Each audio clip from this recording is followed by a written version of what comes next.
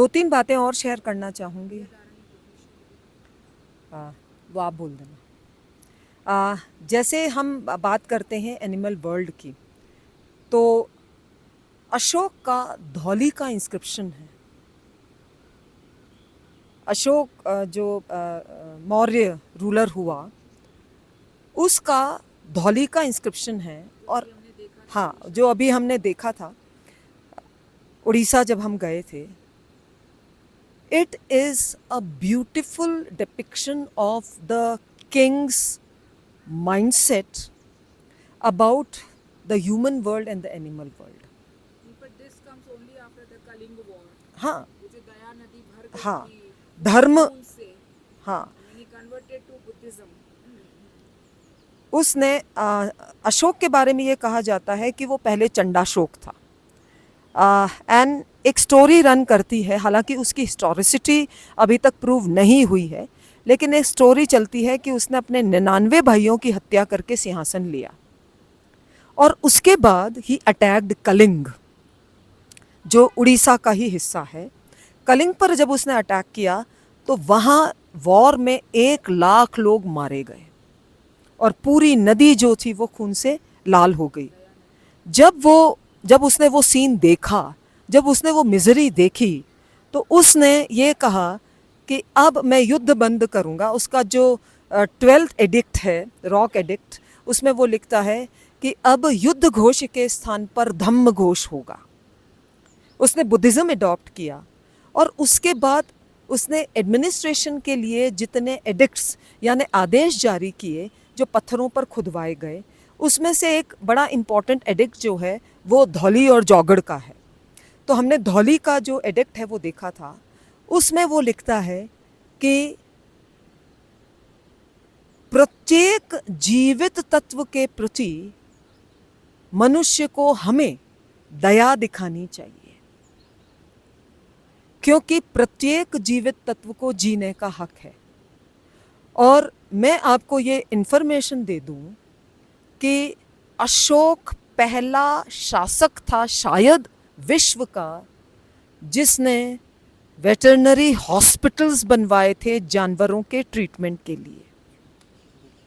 ये धौली के इंस्क्रिप्शन में रिकॉर्डेड है कि उसने जानवरों की ट्रीटमेंट के लिए वेटरनरी हॉस्पिटल्स जो है वो बनवाए थे।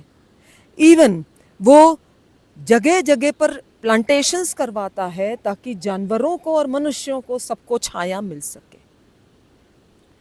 इसके अलावा ऋग्वेद के 10वें मंडल में एक हिरण्यगर्भ का सूक्त है, वैदिक संस्कृत में है, वो सूक्त मैं पढ़ना चाहूँगी।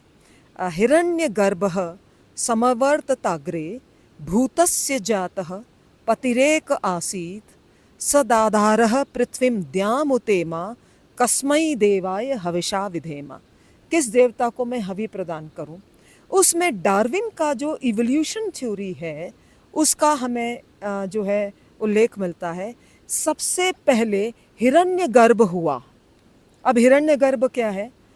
Unicellular embryo. यूनिसेल से मल्टीसेल, मल्टीसेल से वाटर जो प्लांट्स है उनकी लाइफ, उससे एक्वा लाइफ, एक्वा लाइफ से फिर चौपाए animal life, then reptile life, apes and then human. तो ये जो पूरी डार्विन की इवोल्यूशन ऑफ मैन की थ्योरी है उसकी जड़ हमारे हिरण्यगर्भ मंत्र में है। इंटरेस्टिंग एक और फैक्टर है विष्णु का दशावतार का सिद्धांत। समुद्र मंथन की कहानी चलती है और विष्णु सबसे पहले जो अवतार लेते हैं एक्वा लाइफ, मत्स्य की प्रलय आने वाला है और वैवस्वत मनु के वो सपने में आते हैं और कहते हैं कि तुम जितनी एनिमल स्पीशीज हैं, जितनी फूड स्पीशीज हैं, उनके बीज लेकर एक नाव में बैठ जाओ, मैं तुम्हें खींच के ले जाऊंगा। ऐसा सपना आता है। फिर कहते हैं कि प्रलय हुआ और विष्णु ने मत्स्य का रूप धरा और सींग वाला मत्स्य था उसके ऊपर वो डोरी डालकर और खींच के उनको महेंद्र पर्वत तक ले गया। यहाँ जो सारी स्पीशीज़ थी वो सर्वाइव करी और उसके बाद ह्यूमन वर्ल्ड जो है वो बना। इसीलिए हम मानव कहलाए, वैवस्वत मनु के पुत्र उसकी संतानें, हम मानव कहलाए। ये हमारा जो origin theory of man Sanskrit text में इस तरह से है। फिर आप क्या आता है, कूर्म अवतार, कछुआ, अगेन द एक्वेटिक लाइफ, ठीक है, लेकिन उसकी जो लाइफ स्पैन है वो बहुत ज़्यादा है। जो समुद्र मंथन की थ्योरी है कि जब देवताओं और राक्षसों ने समुद्र मंथन किया, वासुकी नाग को लेकर महेंद्र पर्वत को मथनी बनाई, तो जब महेंद्र पर्वत समुद्र में डूबने लगा तो विष्णु विशाल कछुए का रूप धारण करके आए। ये है। उसके बाद वो क्या लेता है, वराह अवतार, पृथ्वी को बचाकर लाता है, यानी चौपाया जानवर, बोर। उसके बाद एप लाइफ, यानी half human and half animal, जिसको हम नरसिंह अवतार कहते हैं। उसके बाद ट्राइबल लाइफ में मनुष्य कैसे रहता था, परशुराम। उसके बाद रिफाइंड कल्चर वाला रिप्रेजेंटेशन, राम। उससे भी ज़्यादा रिफाइंड लाइफ वाला रिप्रेजेंटेशन, कृष्ण। और उसके बाद अब कह रहे हैं कि कल के अवतार आएगा। एक और रिप्रेजेंटेशन की मैं बात करूंगी हिस्ट्री में, टेम्पल आर्किटेक्चर में। आप जितने भी नॉर्दर्न इंडिया के टेम्पल्स देखेंगे उसमें अनिवार्यतः जो गर्भगृह की चौखट है उसके ऊपर गंगा अवतरण और यमुना अवतरण की स्टोरीज मिलेगी।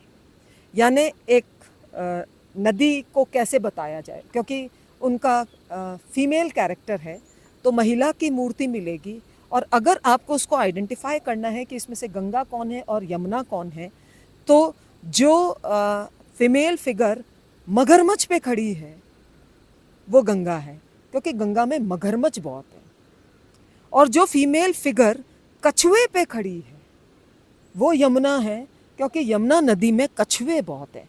तो आप ये देखिए कि एक्वेटिक लाइफ जो है उनका किस तरह से रिप्रेजेंटेशन है कि वो देवताओं का जो है वो वाहन है। ये बड़ा इंटरेस्टिंग जो है वो चीज़ है जिसको हमें नोट करना होगा। Thank you.